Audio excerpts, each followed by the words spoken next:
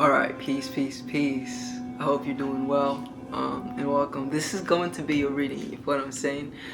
And so ultimately, for this free mini readings for you, what I'm going to be doing is I'm going to be talking about your sun, your moon, and your most prominent planet, you know what I'm saying? So as you already know, your sun is in Leo, and then you have your moon. Your moon is in Scorpio, and then you have your most prominent planet, which is Mercury, because it's within the first house, you feel me, and it's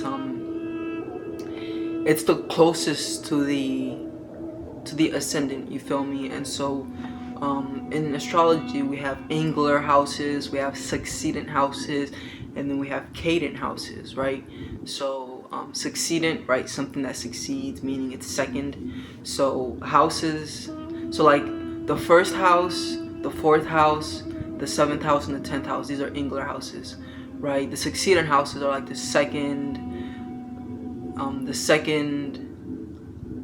fifth, the 8th, and the 11th. And then the last houses are the cadent houses, which are the 3rd, 6th, 9th, and 12th. You feel what I'm saying? And so certain houses broadcast or amplify the energy of the planet more profoundly than other houses. You know what I'm saying? So the first house, which is the house that deals with your personal life, and it deals with all the things personal to you, the first house, it has a very similar resemblance to like the planet sun, or the star the sun. You know what I'm saying? In the sense that both the sun and the first house deal with the individuality. You feel me? The first house deals with the individuality from the place or from the perspective of the Aries energy. It's all about the I am, the me, the self. You feel me? But then the fifth house, or the sun, you feel what I'm saying, deals with the individuality from my identity, the identity, what I identify with, how I perceive myself as an individual. But ultimately, when we're talking about the sun, we're also just talking about Leo energy in general. You feel me? And so the Leo energy, it's the sign that deals with the will. You feel me?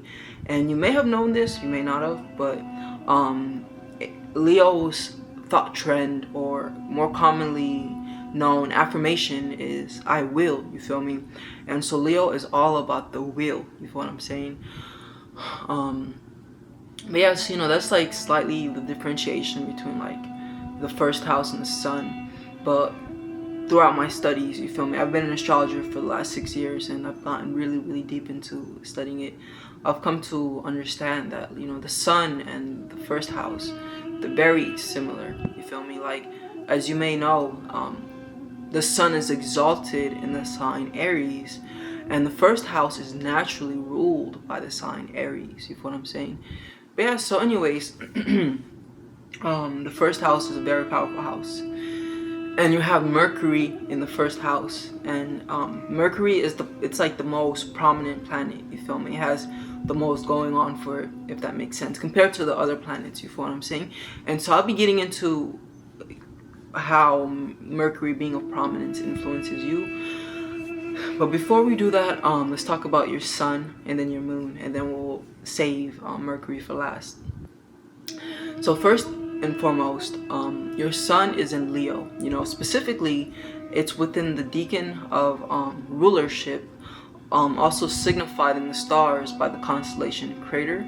You feel me? Which is like a furnace. You feel me? It signifies immense heat. You feel what I'm saying? This furnace that the ancients who had the intelligence and the imagination to portray and put the images of the constellations up there, they chose Crater to highlight and signify the burning desires that are associated with this sign, or that are associated with Leo. You feel what I'm saying? So Scorpio is ultimately the sign of desire. You feel what I'm saying? Scorpio also, as you may know, rules the sex organs. You feel me? And it's very intertwined with our biological, like desire to reproduce, you feel me, or like race preservation, you feel what I'm saying? And it's like these desires within us to want to, have sex, ultimately, it was deeply ingrained within us by nature. And this is just in general within all living creatures, you feel me? Because nature wanted to ensure like the preservation of life, you feel what I'm saying? And so one of the most powerful biological desires is our desire to want to reproduce, you feel what I'm saying? And well, I'll definitely be getting into that because you have your moon in Scorpio, which is very significant, but it's interesting because it's like because it's like, okay, both Leo and Scorpio are signs that deal with sex, you feel what I'm saying? And so Leo, it ultimately just rules like promiscuity, being promiscuous and having fun, enjoying yourself. Leo, it rules like it more rules the lighter fun aspects of sex. Meanwhile, Scorpio more rules the intense and even like dangerous aspects of sex. Do you feel what I'm saying? And like the more the intense and more dangerous aspect of sex, and even like the more spiritual aspects of sex. You feel what I'm saying? Because all the water signs, they are associated with psychicism. They're associated with spirituality. And so, you feel what I'm saying? I would like to, but I'm not going to be going too deep because as is, I'm already a pretty articulate person. I've already said a lot. You feel what I'm saying? So, yeah, I'll leave it at that. But let me put it like this also. So, I will is Leo's affirmation. You feel me? And the thing about the will is it is also a form of desire. You feel what I'm saying? But like your willpower is your ability to continuously focus on a desire. You feel me? And so Leo is fixed fire. And what you have to understand about fire is fire signifies images. You feel me? It deals with the image. It deals with the vision. When you think of fire, most of the times you do think of a dancing flame, right? And Leo is that fixed fire, right? That's why Leo also deals with our identity, how we see ourselves, our self-image, and all these other things. And so there's so many ways I can go with this. Like, okay, so those of you who know that there is a lot of astrological symbolism within the Bible, you know what I'm saying? And like the whole Bible is a book of allegories and it deals with astrology, and when you understand astrology at the level that I do, then you can decode it. But it's like the story associated with this specific deacon of Leo is the story with Nezer fuck, I'm not even saying the dude's name right, but I'll send it in the group, so after you watch this, if you want me to send it, I will. But yeah, so that's and within that story, the whole point of that story, it goes on to highlight the significance of the associations of your desires, you feel me? In the sense that when you desire to when your desires are primarily rooted in selfishness, you feel what I'm saying, and anchored in like jealousy and envy and things like that, then what happens is typically those same toxic negative desires that you had go on to being your demise, you feel what I'm saying? In the sense that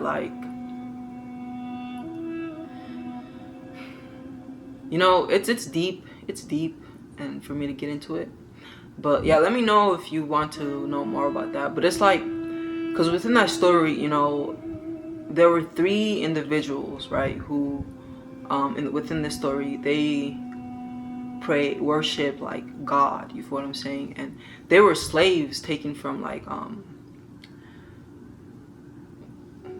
Jerusalem, and Nebuchadnezzar, you feel me? He took them from Jerusalem and then turned them into slaves. But due to their great amounts of intelligence in X, Y, and Z, he gave them positions of power, which Leo is also very associated with, you feel me? Positions of power.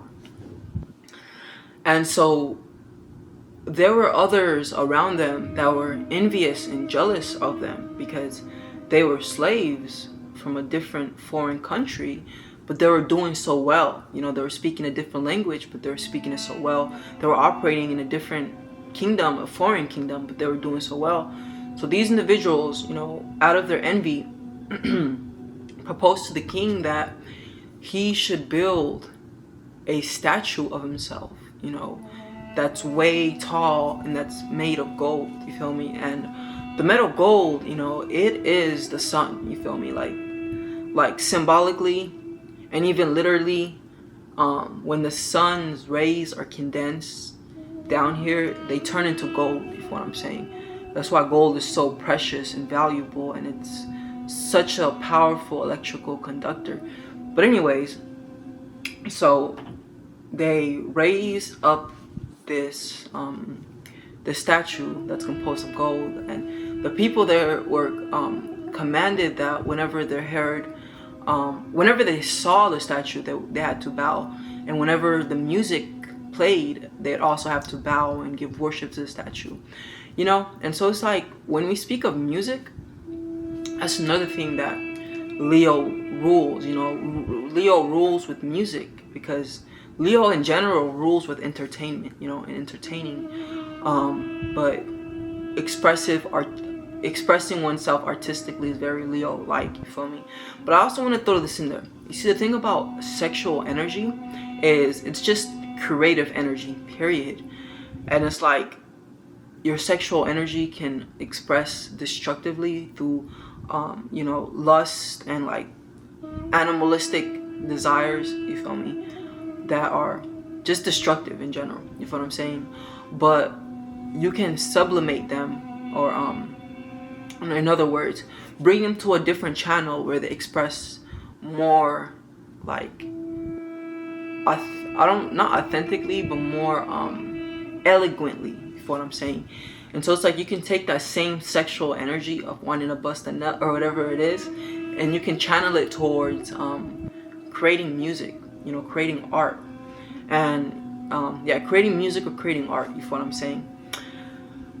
And it's like, I feel like this message I should portray onto you, because it's like you have your sun in Leo, and then you have your moon in Scorpio, and both these signs, as I mentioned earlier, are very sexual and sex-oriented signs, you feel what I'm saying?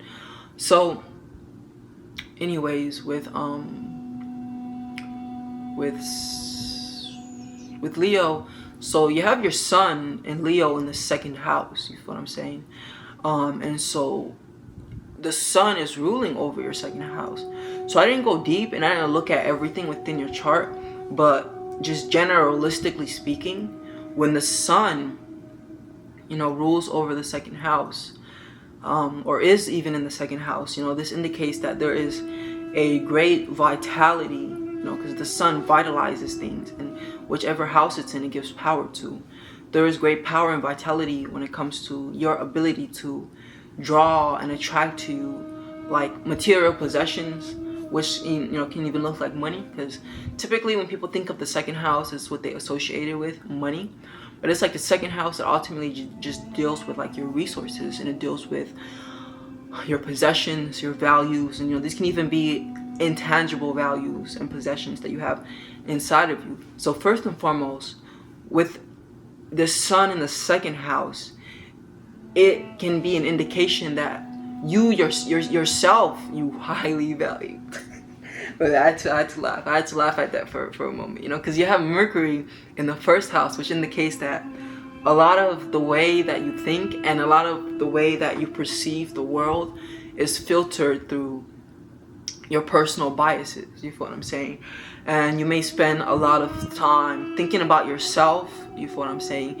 And just being like and this is Mercury, you know, this is not even Leo. Like, we all know that Leo can be self-centric and self-centered, you feel what I'm saying? But like, anyways, without going too deep, you know, it's just in my nature to go deep, you feel what I'm saying? Without going too deep, yeah, you know, that's that energy right there. So that's one of the things that the second house energy can portray, you valuing yourself greatly. But furthermore,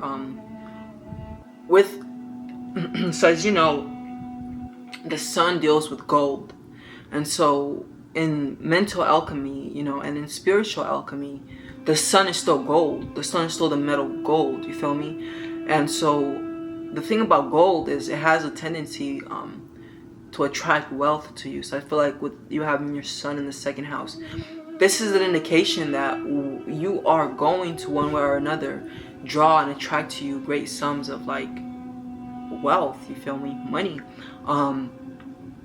And so the sublimation of desire is important also, though, what I'm saying. Learning to, especially, okay, like now let's talk about the moon in Scorpio without going too deep. So the moon in Scorpio, you feel me? Like I said earlier, like this energy is raw sexual energy, you feel what I'm saying? But it's like once you learn to constructively channel your desires, then because your moon is within the first decan of Scorpio, which is signified by Ophiuchus. You know, Ophiuchus, he's the dude in the stars who is portrayed as wrestling a snake, you feel me? And also his thigh is disembodied, you feel me? Or like dismantled, you feel me? And so in the human body, Sagittarius rules the thighs, you feel what I'm saying? So, and Sagittarius is the sign of religion, you feel what I'm saying? So that just signifies that there is a discordant in energy about him that resulted in some sort of religious perception or belief, you feel what I'm saying? Like,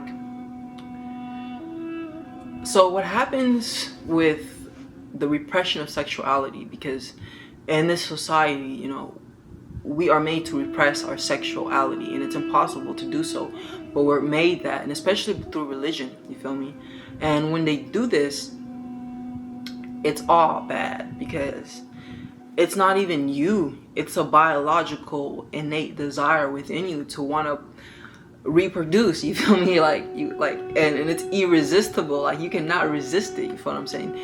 And so when you try to resist it, then it's like it manifests as like imbalances internally, mentally, you feel me? It balances as anxiety, mental instability, you feel me, insecurities and things like that. But it's like ultimately we have this desire for race preservation, you feel me? To preserve the race, you feel what I'm saying? Which is, if I'm not mistaken, primarily, well, obviously Mars is going to be involved, but race preservation, it's also associated with Saturn, you feel what I'm saying? But then we also have the other biological rooted desire to be of significance, self-significance, you feel me?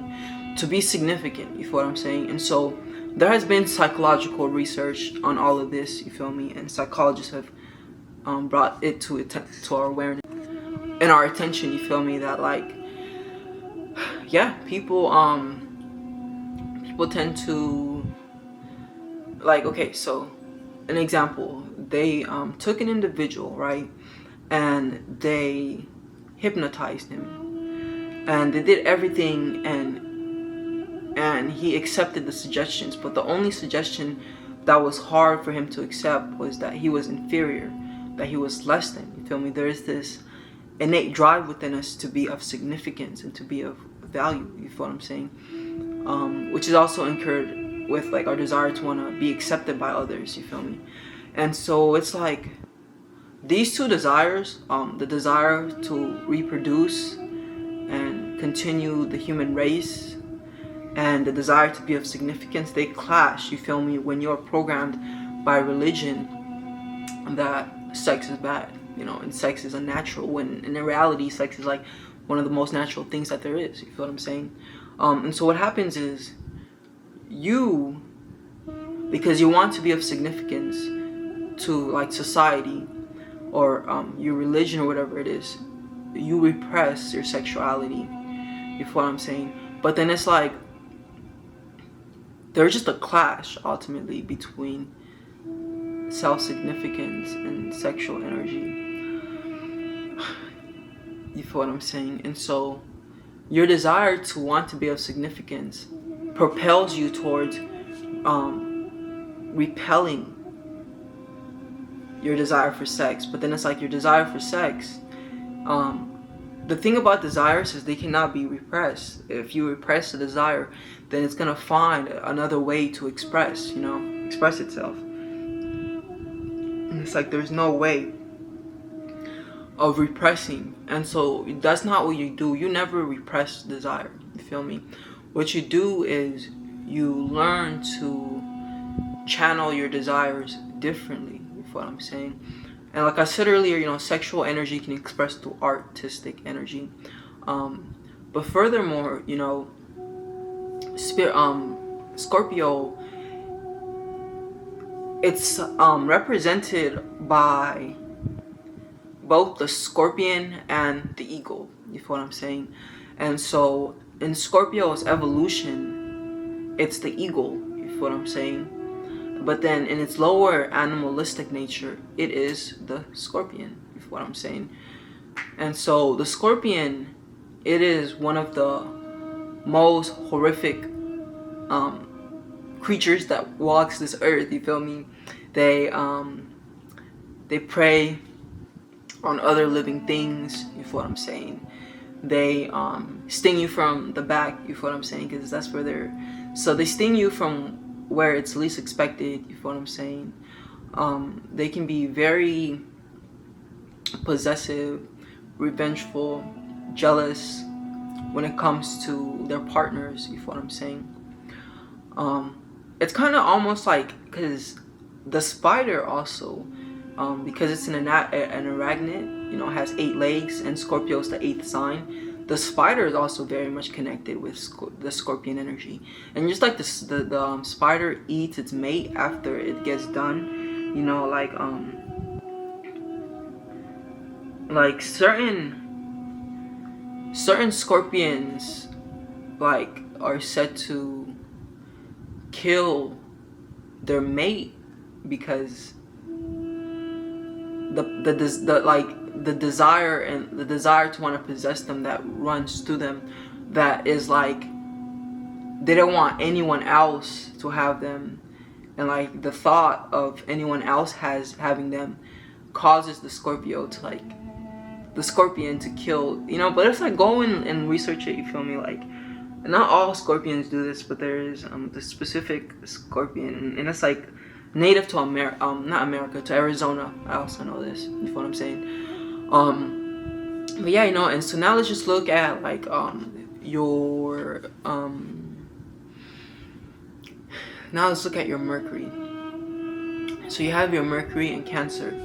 So when Mercury goes into Cancer, right? Cancer is ruled by the moon. And so there is like a Vedic myth, you feel me, about the moon and Mercury. That goes like, ultimately it's very simple. It's like it's not even a myth. It's like a metaphor or whatever it is. It is what it is, you know. And so in this story, you know, they highlight how Mercury is friends and has a desire to associate with the moon, but the moon has no interest in Mercury. It hates Mercury. And this ultimately, like, Mercury as logic, rationality, you know, and it can be tremendous benefit in logic and rationality when applied to your emotions, right? So introspection and thinking about your emotions, logicalizing and processing your emotions through logic, you feel what I'm saying? But then it's like the moon, like when you're emotional, there is no logic, you feel me? Like logic is thrown out the window. And it's like with Scorpio and Leo energy, like this can even portray through like having immense desire, that like your passion and your desires cloud your judgment, you feel what I'm saying?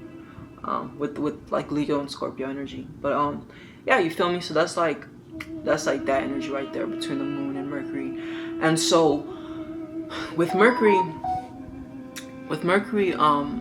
being in Cancer,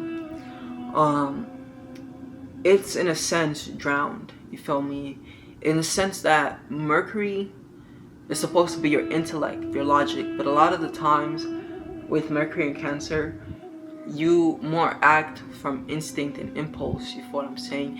And Cancer is a sign that deals with familiarity.